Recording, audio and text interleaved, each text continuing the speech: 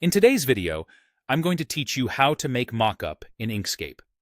A mockup helps you preview how a design would look on a real object, like a phone screen, a package, or a poster on a wall. We'll start simple and use Inkscape's native tools to align your artwork to a photographed surface and add a few touches that make it feel realistic.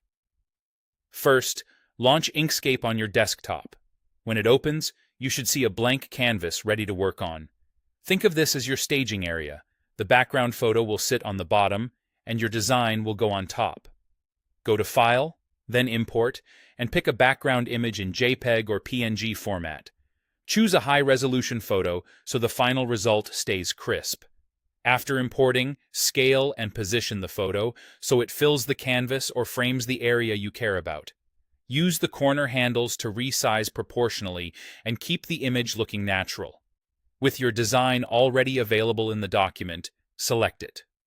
Open the Path menu and choose Object to Path.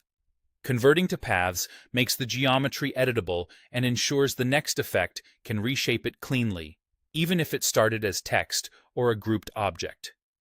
Now, open the Path Effects panel by going to Path, Path Effects, and click the plus icon.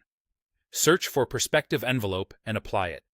This effect lets you bend your flat design so it matches the angle of the surface in your photo. Switch to the Node tool by pressing N. You'll see 4 white nodes at the corners of your design.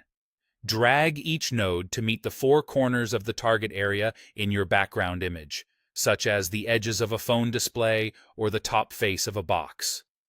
Zoom in for precision and take your time aligning. Small adjustments here make a big difference in realism.